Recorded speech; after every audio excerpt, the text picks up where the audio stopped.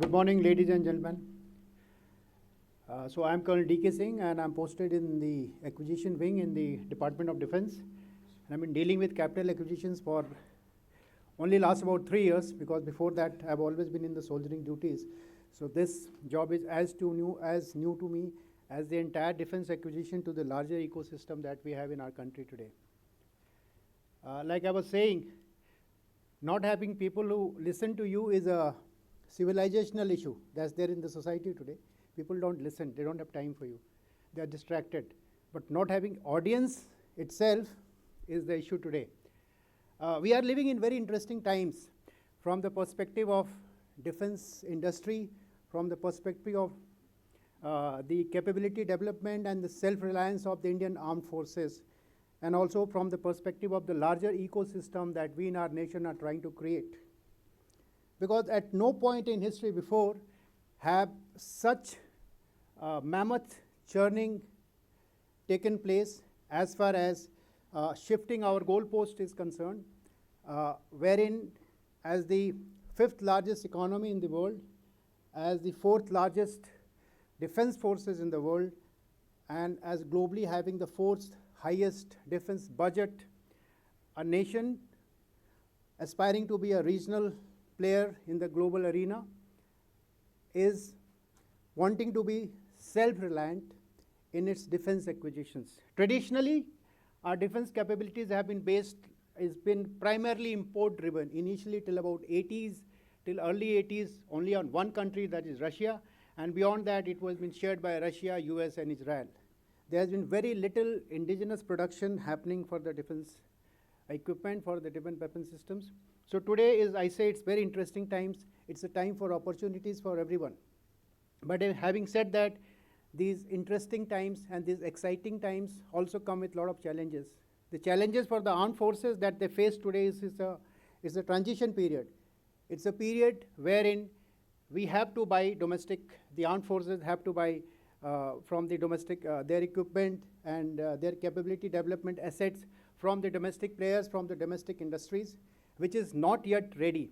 On the other hand, the challenge for the government organization is to ensure that the capability, that the defense preparedness of the nation doesn't go down, and therefore to put the correct procedures, policies and processes in place. And the largest challenge for the for the defense, for the industry, is to be able to meet those challenges while competing with all other players. And that's where we come into play as far as, and that's my subject, the acquisition procedure. Because while these are exciting times for the defense industry, you are dealing with the government organizations, and governments are generally democratic governments, have bureaucracies, have processes, have procedures. And if you don't understand that, and in my experience of last about 3 years plus, I've seen a lot of vendors who come to us, they lose out on certain issues because of not being aware of the procedures, not being aware of the nitty-gritties of the procedures that we have. And I will admit today, it's a confession that our procedures are tedious, they are complex and they are complicated, but it has been our endeavor to make it simple. Defense Acquisition Procedure 2020 is what we have been following, and this has evolved over last 2 decades or a little more than that. As we speak, this procedure is also likely to undergo a revision in the next 1 to 1.5 years. But for most of the people who are dealing with the government, who are dealing with the acquisitions in the ministry and in the service headquarters, this they consider as their Bible. So it is better for the industry player also to give it the weightage of that kind, because like government organization, we become ruthless when we come to procedures. And we do not want a very serious and a very genuine player to lose out because of some minor procedural issues and all. The acquisition of equipment by defense forces follows a larger planning. It is not just you decide one day to buy a certain equipment. It is affected by the various concepts, the various doctrines, the evolving warfares, the lessons that we learned globally, and therefore it goes through a lot of churning by various agencies before it comes to the table for the acquisition of the equipment per se.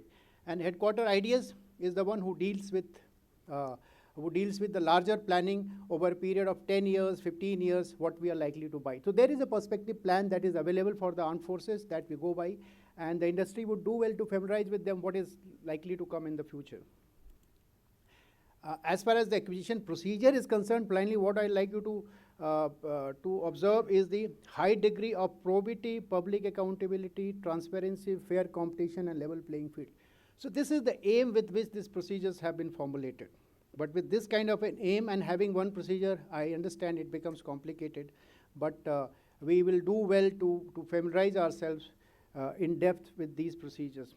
Self-reliance. So this defense acquisition procedure is not just acquisition procedure. It is trying to set up the larger national goals of having self-reliance in the defense manufacturing and in defense exports as well. It has been revised from time to time, and it also is based on the various procedural reforms, the security and the operational needs, the technology, and also the timelines. Timelines becomes very important. Today if you those who have been following the defense budget allocations, those who have been following the projections, you would know that our requirements we have not been able to meet the requirements of the armed forces as far as the availability of the equipment indigenously is concerned. So we have been lagging behind in that, and therefore our acquisitions have to be time bound, and that has been adequately covered in our acquisition procedures. The defense acquisition, these are the 12 chapters in the current version of the DAP. The first covers the basic aspects of the acquisition, the larger concept. The second chapter about buy, make, and innovations. The acquisition, the make and innovation is an important thing primarily for the MSMEs, followed by the D&D, that is design and development by the DRDO agencies, fast track, standard contract document, SP, and what is laid down.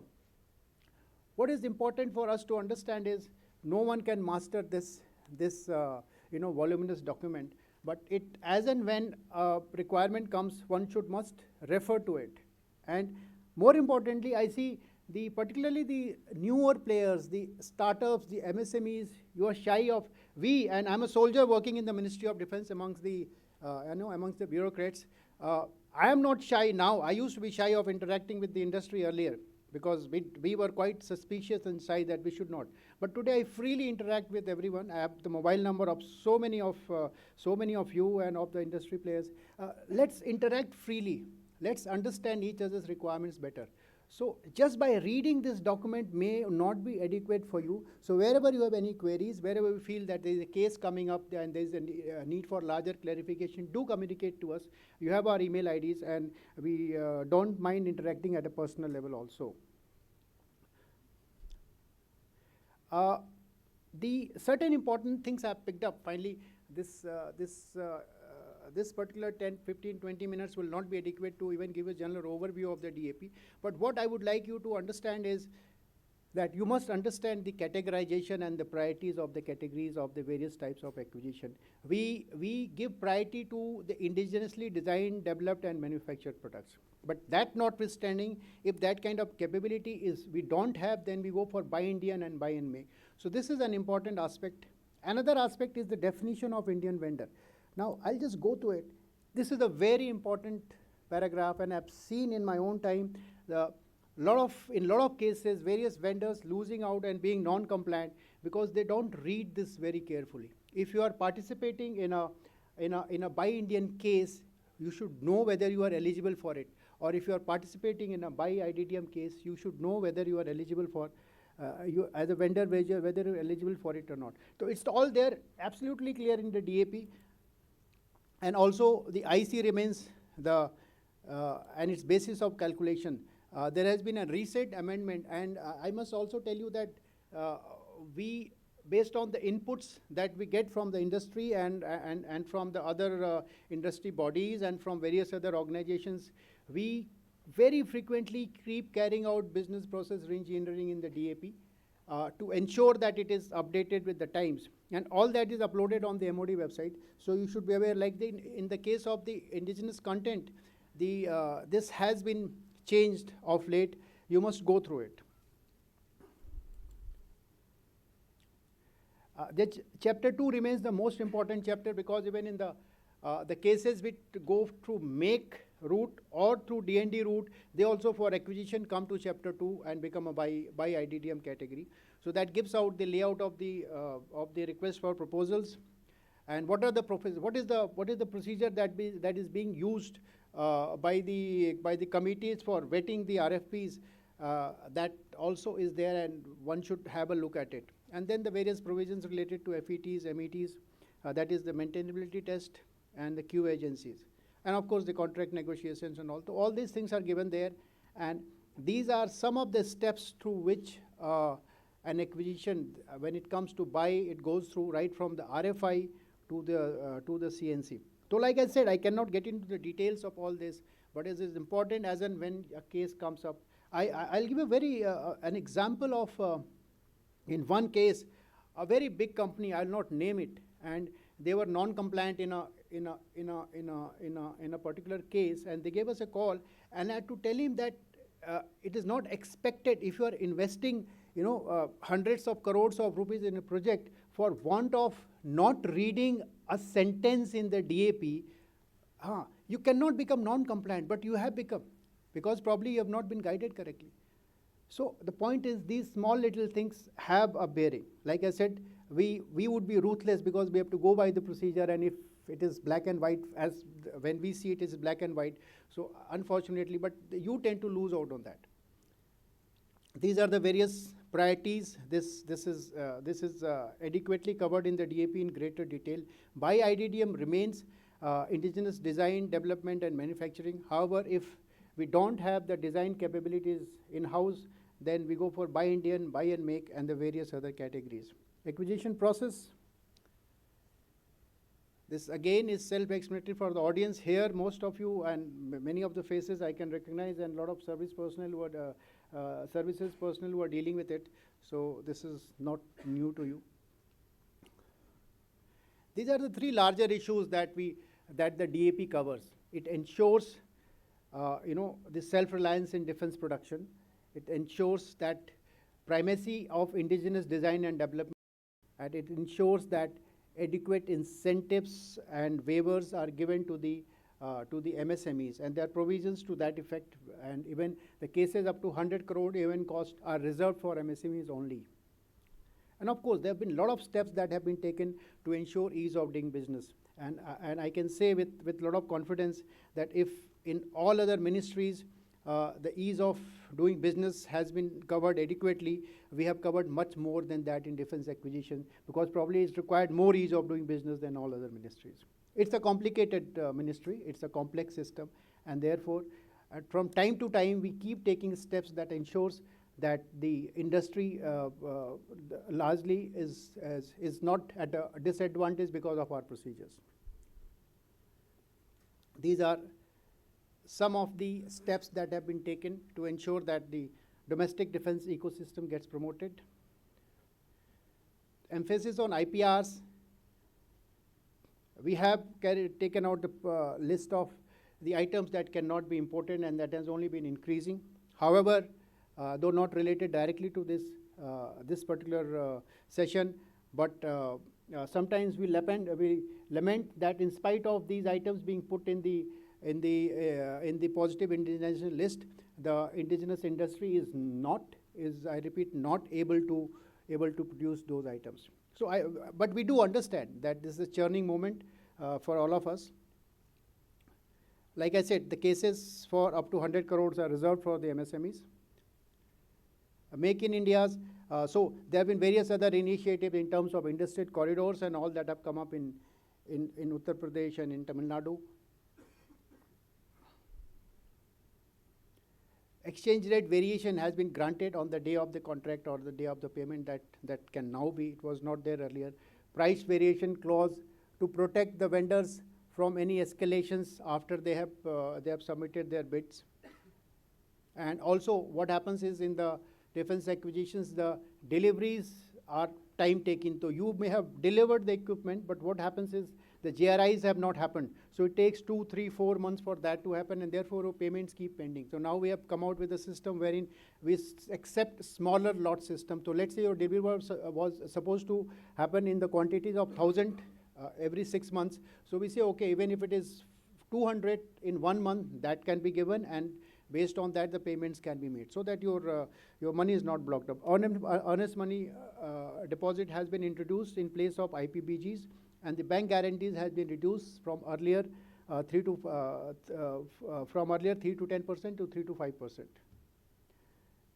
There's a lot of things that is available online. So I will exhort all industry people, particularly those who are new, to have a look, to be on a regular watch out on the MOD website for the various things, the AONs, the RFIs that are being floated, and various other documents, the information that is coming there.